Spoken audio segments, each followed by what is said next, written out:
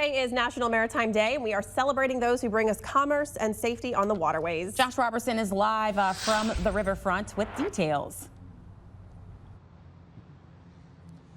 That's right. We just disembarked the firehouse boat here behind us, and you know, I got my sea legs. I was on the sea. I was on the river just long enough to get my sea legs. Now I'm back on the land. But yeah, it was a beautiful ride on the Mississippi this morning as we recognize this Maritime Day, National Maritime Day. And I am here with Loren Marino, who is the NOLA Port of New Orleans Chief of Staff, and we're going to be talking about something some people may not realize, and that is there are a lot of career opportunities when it comes to the Port of New Orleans, and when it comes to the river itself, that are not just driving a boat or working on one of those massive cranes. Loren, good morning. What are some of the things that people can do? Good morning, and thanks for being here.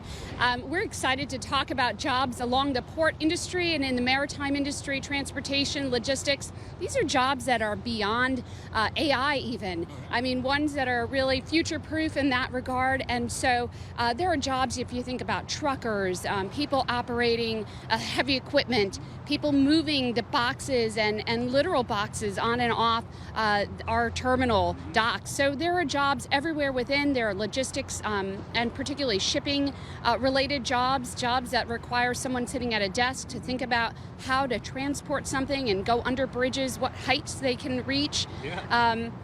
When we're talking about this bridge we're standing right under, that's a pretty important job.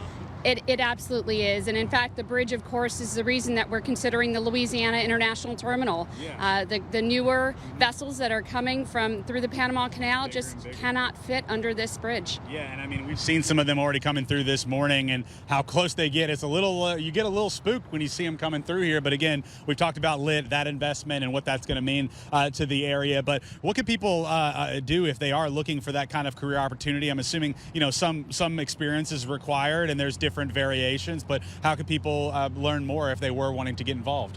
This industry is really wonderful in the sense that at any age you can immediately come on and begin as a deckhand. If you want to do something along the water, every education level has a place in this industry. If you're an engineer, if you want to start as a deckhand and then progress, eventually becoming a pilot, there are all types of professions. And in fact, what we like to talk about is that we are creating careers and not just jobs. These are family sustaining careers, and ones that, if you check, the average for a maritime industry career is in this state $81,000, and that's as opposed to the $55,000 Louisiana average according to the U.S. Department of Labor. I was going to say, Loren, I know some of these jobs can be pretty lucrative and at all levels, as you mentioned, but Loren Marino, we appreciate you, Chief of Staff of the Port of New Orleans. Thank you for joining us. Thank you. All right, we'll send it back to you. We're back on the ground. We'll go ahead and send it back to you now in the studio as we again recognize Maritime Day and